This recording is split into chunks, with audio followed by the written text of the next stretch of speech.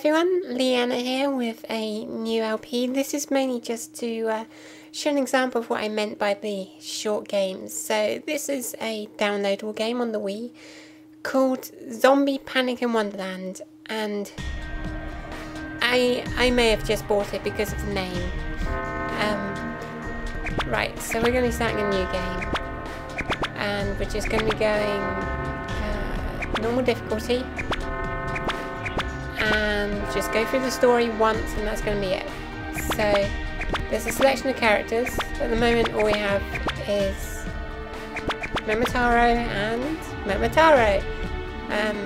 Basically it's 2-player games if you want, so you get to choose. I'm just going to go for Momotaro. You know, original choice. My favourite, once you've unlocked her, is Alice from Alice in Wonderland, but yeah, I love all things Alice in Wonderland, so... Anyway, it's a fairly short game, so the plan is to record all of it tonight. Then, yeah, I'll be uploading it. Thinking of time, I might be able to do it Monday. Second thought, I might try to upload it tomorrow. I should have plenty of time tomorrow. But anyway, basically the story is we're going through this area and there are zombies. Oh no, not zombies. See, unlike Resident Evil 4, there are actual zombies in this game.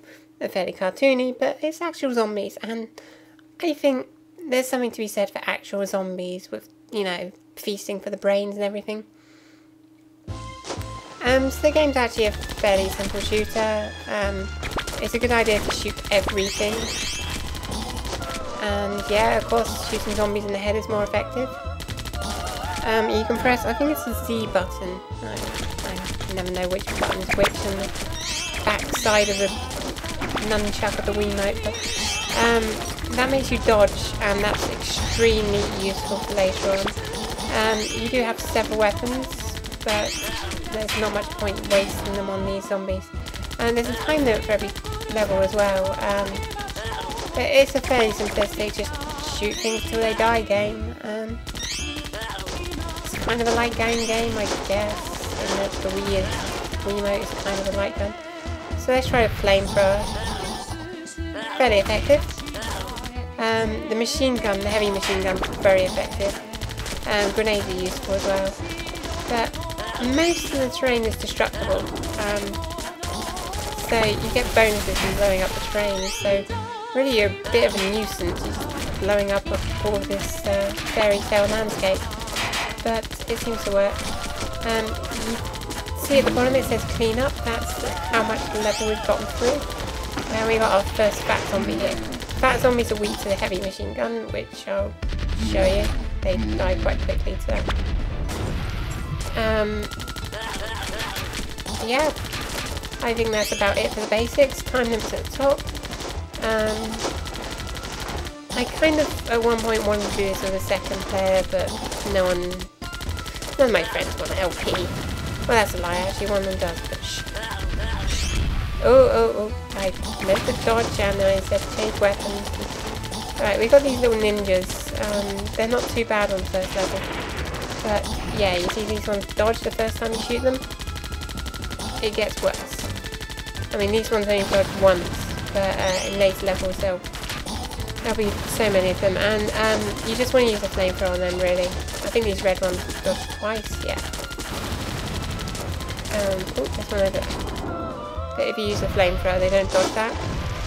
So if you want to get rid of a field of them, a quick burst with a flamethrower is usually the best way. Because, you know, there is a time limit, so you want to try and watch that. And make sure you don't take too long. Also, it's fun to set everything on fire, so... Who doesn't like a bit of fire?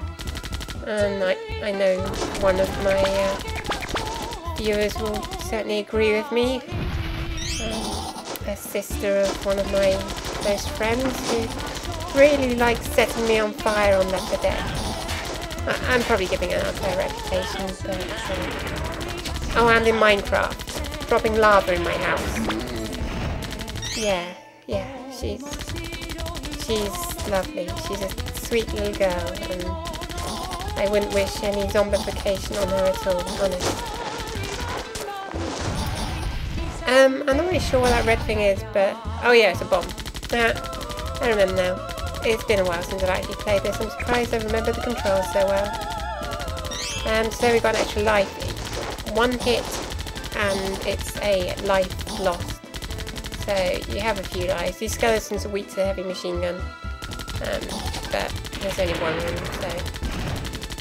but if you just shoot them normally, their head falls off, and they can't be hurt when they're down on the ground, so they're a bit of a nuisance. But there we go, it's finally dead. And one last hurrah, let's just flame them. Gets rid of most of them.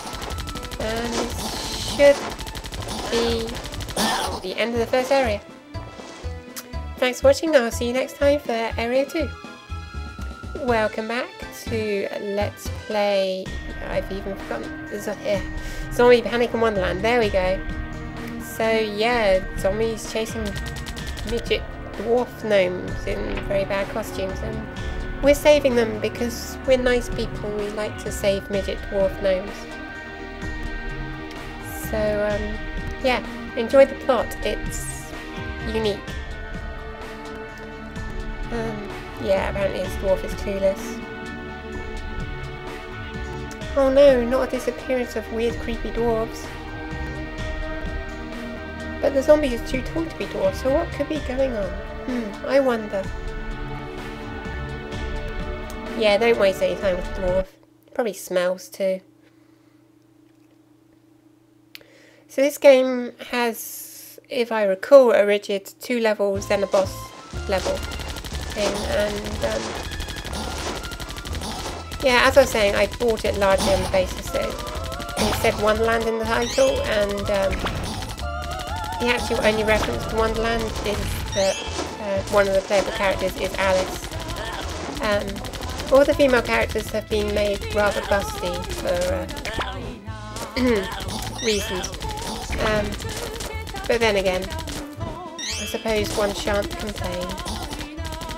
You can shoot these projectiles out of the air, you get a few points for them. These things, yeah, shoot them. They're like hints or something, I don't know. You can set them on fire if you want, I guess. But again, we save the fire for the ninjas, really. Because it does really work quite well on them. Usually, that one... trolls. These you definitely want the heavy machine gun for. See how quickly I took that one out? They normally take absolutely ages to die. So, we've seen most of the enemy types now. I mean, there are a few variations based in the game. We haven't seen some of their attacks, so I killed some of them too quickly, but... and certainly the bosses. I was actually quite disappointed by the bosses in this game. The first boss took me about 5 times to beat it, once I figured out how to do that. So the rest of the bosses just didn't live up to the same expectations. Yeah, so the problem with those trolls is that they'll block your attacks for quite a while, but using the heavy machine gun you can take them out really fast. I'm just going to flame that lot. So the trick with the special weapons, you don't get much ammo, and I really do suggest you save it wherever possible, but you need to be loose enough with it that you actually complete the level within the time limit. I mean, each level has about 5 minutes as a time limit, I believe. So you can't hold back. You also have grenades, which I'm completely ignoring, and as you see I've got 18 now. But yeah, let's use one on him. See, he blocks for a while and then he stops blocking, and down he goes. Grenades are useful for taking out groups of enemies or tough enemies. They're obscenely useful on bosses. Really obscenely useful. I really switched flavor of this. So that's the reason I'm saving mine up. You can imagine how annoying those things are if you don't use the flamethrower, because they'll just dodge like 3 times each, and you really don't want that when there's about 10 of them on the screen. So there's a kind of rock, paper, scissors on what weapons are good against what, but in general, for normal zombies and the fat guys, you probably don't want to be wasting more than the machine gun. Heavy machine gun if you really want on the fat guys, and occasionally a quick burst of flame. I mean, that used 6 fuel and it killed most of those zombies. So, you know, those are my basic strategies. So, the rest of it, shoot the bellies off the fat ones, because, you know, fat people, their stomachs all matter. And set fire to ninjas. Yeah, nothing new here. Skeletons don't like heavy machine gun. Souls don't like heavy machine gun. You know, I think we've covered the basics on how to play this game. And we're just about the end of the second level. And I really did not destroy much of the environment there. I apologise. So now we should be heading to the first boss, which I think I'll include in this video. So, yeah, it's a thing. It's a thing. The thing you need to learn for the bosses is dodge. And dodge like your life depends. Well, your life does depend on it. Oh, also a nice thing to remember is grenades. You can tell the boss's health by the cleanup thing on the bottom. So I've done 27% of the boss's health by that. Right, these eggs you can blow up, and it's a good idea to do so. And you know that thing I said about dodging? Yeah, I decided not to. You kind of don't want to destroy the house at the back too quickly, but I did, so... yeah, we've seen most of the boss's moves here.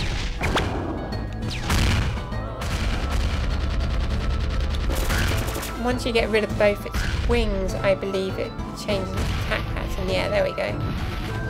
So, I'm not sure how much damage the flamethrower does. Not much. I really shouldn't have lost 2 lives on it. And there we go, it's changing into its wolf form. And this is just a matter of dodging through this attack and shooting it as much as possible.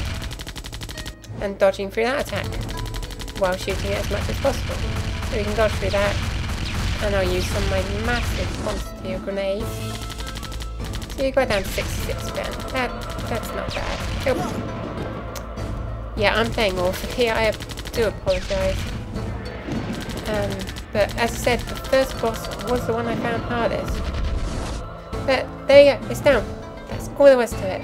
I'll see you next time when we continue with the next set of levels. Okay, bye.